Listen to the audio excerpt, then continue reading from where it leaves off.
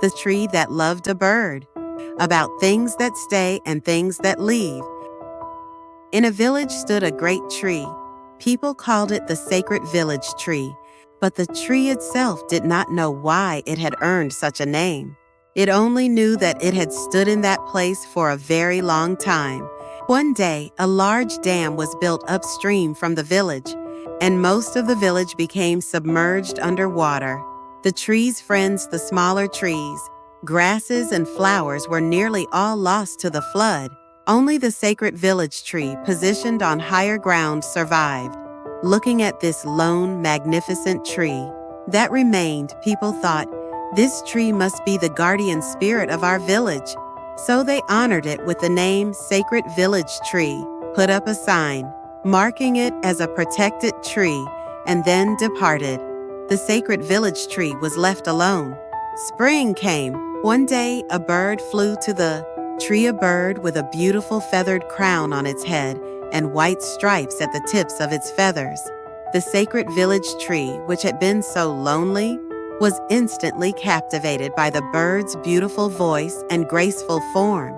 The bird, too, seemed to like the tree's abundant shade, resting there and flying about, becoming friends with the tree.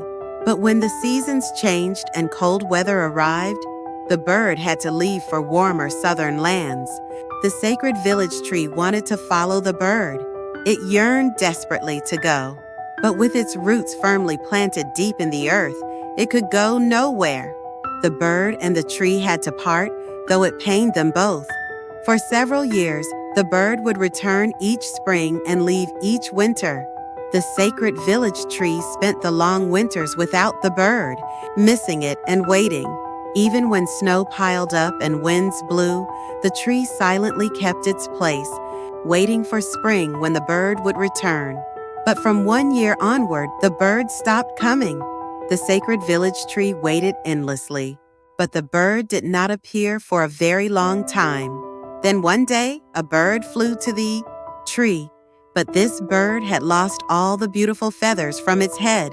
It was that same bird. "Why didn't you come for so long?" the tree asked. "I went very far away searching for happiness," the bird replied. "Did you find happiness?" The bird was silent for a moment. "I'm not sure. I just want to rest." And when the seasons changed again, the bird left once more. The sacred village tree again endured the seasons alone, missing the bird.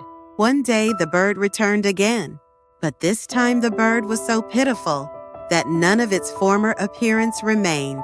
The bird that had left in search of happiness now came to the tree barely clinging to life. The sacred village tree felt a deep ache in its heart, seeing the bird so exhausted and wretched. It didn't know what it could possibly do to help. "Did you find the true success and happiness you searched for so hard?" the tree asked carefully. The bird was silent for a moment. "I still don't really know. I thought I had almost found it, but at some point everything changed, and there was no one beside me."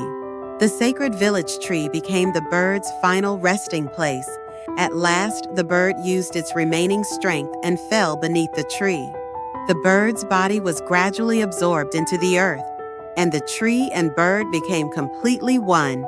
Only then did the sacred village tree understand why it was called the sacred village tree, what it truly meant to protect something. Having experienced the pain of letting a loved one go, the loneliness of waiting, and finally eternal unity, the tree now became a guardian spirit of the village in the truest sense. From that place where its roots were planted deep, accepting the fate of having to stay, it learned how to love the things that leave. When spring came, new birds built nests in the tree, and the tree warmly embraced them all. And whenever the wind blew, the rustling sound of the tree's leaves was like the song of that beloved bird. The bird's song enveloped the entire tree, and in those memories, they remained together as one for eternity. The end.